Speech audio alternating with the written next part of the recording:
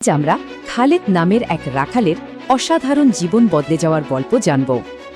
গভীর রাতের একটা আন্তরিক প্রার্থনা কি সত্যি পুরো ভাগ্য বদলে দিতে পারে? চলুন একসাথে খুঁজে দেখি।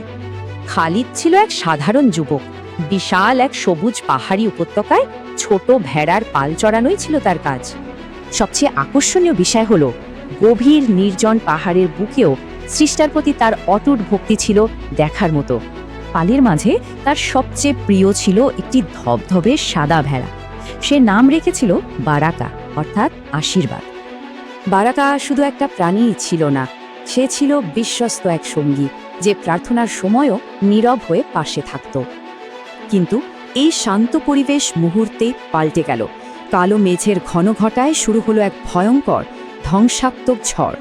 প্রচণ্ড বাতাস আর বৃষ্টির মাঝে পাগলের মতো খুঁজলেও তার প্রিয় বারাকাকে কোথাও খুঁজে পাওয়া গেল না। ভাবুন তো, রাত নামতেই সেই শান্ত উপত্যকাটি বন্য প্রাণীদের গর্জনে কেমন এক ভয়ঙ্কর রূপ ধারণ করল। চরম ক্লান্তি আর ভগ্ন হৃদয়ে খালিদ একা তার ছোট্ট করে ঘরে ফিরল। মনের ভেতর তখন সবচেয়ে খারাপ কিছুর আশঙ্কা। এই চরম হতাশার মাঝেই এক গভীর উপলব্ধি এলো, এই আকস্মিক ক্ষতি কি কোনো ঐশী পরীক্ষা ছিল? সে নিজের অতীত ভুলগুলো স্মরণ করল, তারপর ঠান্ডা পানিতে অজু করে প্রভুর সামনে দাঁড়ানোর প্রস্তুতি নিল।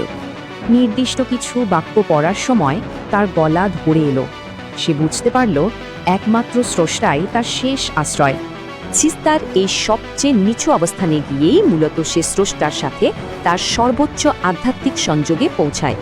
কোনো সাজানো ভাষা নয়, একজন অসহায় মানুষের তীব্র আর্তনাদ দিয়ে সে তার হৃদয়ে একেবারে উজাড় করে দিল। সে বলল, এটি যদি পরীক্ষাও হয় তবুও যেন স্রষ্টা রহম করেন। এই চূড়ান্ত আত্মসমর্পণটি ছিল সত্যিই অসাধারণ। এই কান্না মিশ্রিত প্রার্থনার পর সে ঘুমোতে পারল না ঠিকই, তবে এক অদ্ভুত শান্তি তার ক্লান্ত আত্মাকে ভরিয়ে দিল। অবশেষে পাহাড়ের বুকে ভোরের আলো ফুটল, কিন্তু রাতের অন্ধকারে সেই মরিয়া কান্নার কি কোনো উত্তর মিলবে? দরজার কাছে বসে থাকা তার ক্লান্ত চোখে হঠাৎ ধরা পড়ল দূরের পাহাড় থেকে নেমে আসছে ছোট একটা সাদা বিন্দু। হ্যাঁ, ওটা বারাকাই ছিল। সম্পূর্ণ অক্ষত অবস্থায় সে বন্য প্রকৃতি থেকে ঠিকই তার মালিকের কাছে ছুটে এসেছে। খালিদ পরম আনন্দে তার সঙ্গীকে জড়িয়ে ধরল আর দয়ালু প্রভুর প্রশংসায় আবারও কৃতজ্ঞতার সিজদায় লুটিয়ে পড়ল। এটা শুধু হারানো ভেড়া ফিরে পাওয়া ছিল না, বরং এক অলৌকিক সাড়া যা তার অটুট বিশ্বাসকে আরও দৃঢ় করেছিল। এই ঘটনাই খালিদের জীবন বদলে দিল। তার হৃদয় ভরে উঠল স্রষ্টা ও সৃষ্টির প্রতি গভীর এক ভালোবাসায়। এখান থেকে সবচেয়ে বড় শিক্ষা হলো, স্রষ্টার কাছে অসহায় আত্মসমর্পণ এবং আন্তরিক প্রার্থনা কখনোই বৃথা যায় না।